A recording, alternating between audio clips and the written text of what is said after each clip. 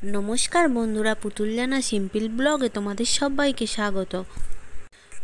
আজকে চলে এসেছি আরও একটা নতুন রেসিপি নিয়ে। আর আজকে বানাবো চিংড়ি মাছের কারি।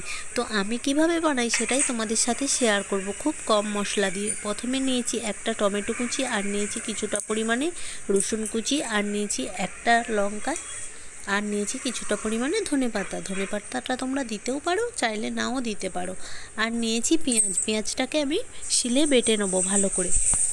এদিকে আমি কড়াটা বসিয়ে দিয়েছি, আর কড়াটা বেশ ভালোভাবে গরম করে নিয়ে তার মধ্যে দিয়ে দেবো বেশ খানিকটা তেলটাকে গরম করে এর মধ্যে আমি চিংড়ি মাছগুলোকে ভালোভাবে ভেজে নেব। আর আমি এখানে 250 পরিমাণে চিংড়ি মাছ নিয়েছি। এই রান্নাটা আমি আমার মায়ের কাছ থেকে শিখেছি, তো তোমরাও একবার বাড়িতে এইভাবে ট্রাই করে দেখো। খুব সামান্য মশলা দিয়ে খেতে জাস্ট অসাধারণ, গরম ভাতের সাথে আর কিছু লাগবে না। চিংড়ি মাছগুলো ভাজা হয়ে গেছে, আমি এবার একটা পাত্রের মধ্যে এগুলোকে উঠিয়ে নেব।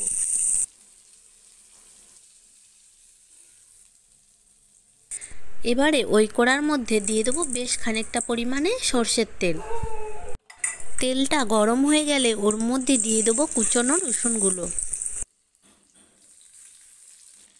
রসুনটা ভালো ভাজা ভাজা হয়ে গেলে এবার দিয়ে দেবো চেরা কাঁচা লঙ্কাগুলো, আর দেবো টমেটো কুচি, আর দেবো স্বাদ মতো লবণ, যাতে টমেটোটা নাড়তে নাড়তে গলে যায়।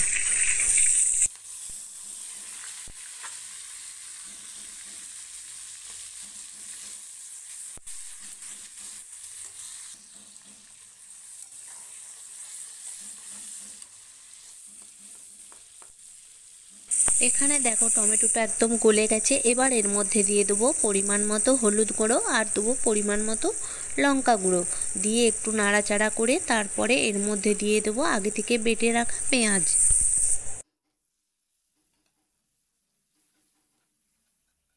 এবারে পেঁয়াজটাকে দিয়ে মশলাটাকে বেশ ভালোভাবে নাড়তে হবে। যতক্ষণ না মশলা থেকে তেল বের হচ্ছে মশলাটাকে ততক্ষণ ভালোভাবে কষিয়ে নিতে হবে। আর গ্যাসের ফ্লেমটা মিডিয়াম রাখতে হবে, কড়ার নিচে লেগে গেলে হবে না।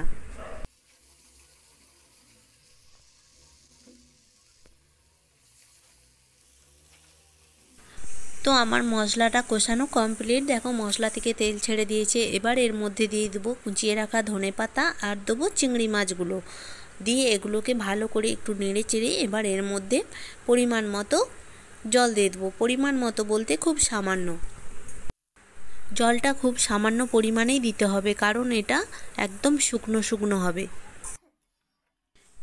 এবার আমি এটাকে 5 মিনিটের জন্য ঢাকা চাপা দিয়ে হতে দেবো। এবারে আমি ঢাকাটাকে খুলে দেখব। আর এটা যেহেতু একদম ছোট কড়া, এর কোনো ঢাকনা নেই, তাই একটা বড় ঢাকনায় ঢাকা দিয়ে দিয়েছিলাম।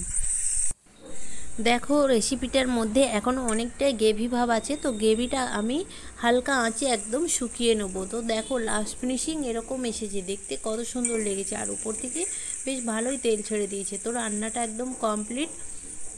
তো গাইজ তোমরাও একবার বাড়িতে এইভাবে ট্রাই করে দেখো, খেতে একদম অসাধারণ, গরম ভাতের সাথে জাস্ট জমে যাবে এই রেসিপিটা। আর সাথে এক থালা গরম ভাত, আর কিচ্ছু লাগবে না। তো এখানে রেসিপিটা কমপ্লিট। এবার একটা প্লেটের মধ্যে এটাকে নামিয়ে নেব। আজকের মতো ব্লগটা এখানেই শেষ করব। যদি আমার ভিডিও ভালো লেগে থাকে অবশ্যই আমার পাশে থাকবে, আমাকে সাপোর্ট করবে। আজকের মতো এখানেই টাটা। সবাই ভালো থাকবে, সুস্থ থাকবে। সবাইকে হ্যাপি নিউ ইয়ার।